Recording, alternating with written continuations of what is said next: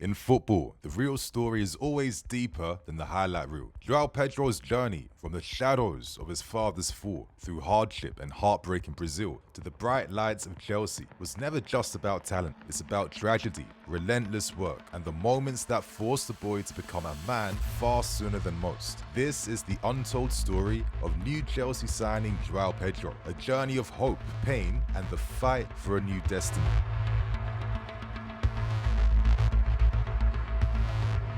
João Pedro was born in Ribeirão Preto, Brazil, a place where football and family was everything. He was just 8 when the cameras first found him, a prodigy in Botafogo's academy. But the spotlight also fell on his father, João, a local hero, a defensive midfielder adored by the fans. But life turned fast. In 2002, João was sentenced to 16 years in prison for being an accessory to murder. The dream shattered, the family split, and João's mother, Flavia, was left alone to hold everything together. João rarely saw his father again. Football became his inheritance, his escape, and also his responsibility. By age 10, João was also catching scouts' eyes, playing as a defensive midfielder, just like his dad. Santos, Corinthians, Sao Paulo all wanted him, but Fluminense offered the family a lifeline. The move to Rio was no fairy tale. Flavia lost her job, the family fell on hard times, rent was unpaid, and the city felt cold and unforgiving. One day, Flavia broke down at the Fluminense academy, pleading for help. The club stepped in, supporting the family. Loyalty and resolve were forged in that struggle. João promised himself he'd give his family a better life. But at 14, he nearly faded away. Growth spurts robbed him of coordination and confidence. He sat on the bench. His dreams started to feel like it was slipping away. Everything changed when this team's main striker moved up in age group. The coach pulled João aside. This is your chance. Show us who you really are. And he erupted. 38 goals in a season, inspired by watching Richarlison train, knowing there was a path to Europe. At 17, the world took notice. Man City, Liverpool, Barcelona all circled, but Watford, with their Brazilian connection, moved quickly. João signed before ever playing for Fluminense senior team. He seized the spotlight, scoring with his first touch, going on a streak, headers, volleys, even a bicycle kick against Cruzeiro. Old legends took notice, fans dreamed of the next big thing. I need to know if you'll give me a second chance. They don't come on often, but please, you know I can't stand it when you don't talk to me, when you don't talk to me.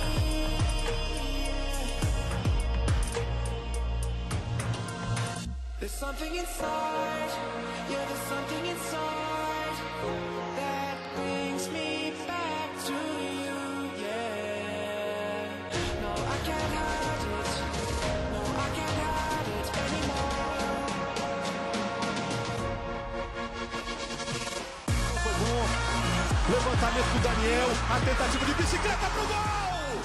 Through pain, ankle injuries, playing on injections, he kept on going. When the time to leave finally came, João broke down in tears on live TV. I've spent almost half my life at this club. Saying goodbye is the hardest part. December 2019, João arrived in London with his mother, grandma, and closest friends. The cold bit hard, the food, the tempo, even the language, all new or overwhelming. His debut came in the FA Cup, and it wasn't glamorous. A grim draw with Tranmere. Then came the pandemic. João responded by adding 7 kilos of muscle, using the time to transform himself. Watford were relegated, but João came back stronger. In the Championship, João thrived, became the main man, scoring the winner in a derby vs Luton, smashing one from distance against Derby, finishing with 9 goals and leading the promotion charge. Back in the Premier League, it was chaos, new managers, pressure and change, but João kept producing moments. A strike against Man United that ended Solskjaer's reign, a late header at Newcastle, flashes of his unique qualities. He'd outgrown Watford, and a bigger stage was starting to call him. João's first season at Brighton was a trial by fire, sculpted by Roberto De Zerbi, one of football's most demanding minds. De Zerbi didn't even know Pedro when he arrived, but the moment they met, the demands were sky high. João said it himself, brother, he's an alien, like Pep, like Arteta, top 10 in the world. The detail, the intensity, if you don't do it his way, he flips out. I left training upset so many times, but it was never personal for Pedro. He freaks out, then calms jumps down. If you get the details right, he says nothing, but every day he had to meet his level. Under this pressure, Pedro evolved. Stats-wise, he had the third most touches in the box per 90 in the Premier League. He started matching the likes of Evan Ferguson for finishing, but added much more. Build-up, pressing, dribbling, hold-up play, and relentless energy. He became Brighton's main man for big moments. Spurs at home, 2 penalties, unplayable all night. De Zerbi called him the best player on the pitch. A famous game against Marseille, Europa League, 88th minute, roaring crowds, all pressure. João buries the penalty, silencing 60,000, sending Brighton through. De Zerbi's final verdict, he is becoming a top player.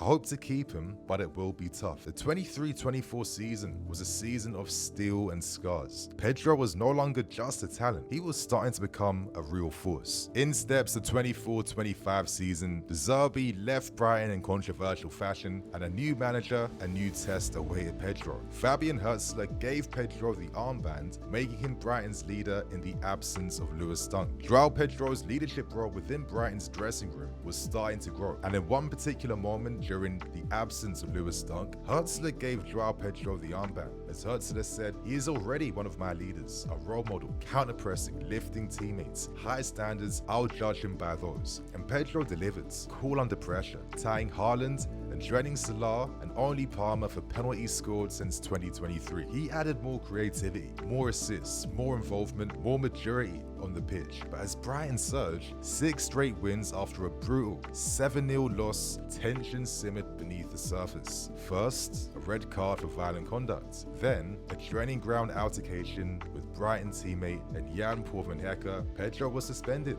and banished from the squad as transfer rumours exploded. Even as drama swelled, he finished as Brighton's joint top scorer and chief creator in a season where he also missed parts out due to injury. Herzler, more stoic than De Zerbi, defended Pedro. Private reasons, he told the press, but the club had made up his mind. A new era was coming, and for Pedro, it meant saying goodbye to Brighton. On the 30th of June, 2025, a new chapter awaits João Pedro, as Chelsea are paying up to £60 million to sign him from Brighton, doubling Brighton's original £30 million investment. Will this be the stage where all his pain, all his lessons, all his flashes of genius finally come together? Will Chelsea unlock the potential in João Pedro and take his game now to superstar status? Welcome to Chelsea, João. Thank How does you. it feel to finally join the club? I think was a good time to meet them. Miami, similar to Brazil. At Brighton, he'll be remembered as the heart of the European nights, the clutch penalty taker, the leader, the lightning rod, the maverick, and the player who made you believe anything was possible. But now, a new challenge awaits João Pedro. Signing for Chelsea is the moment he's been waiting for his entire career.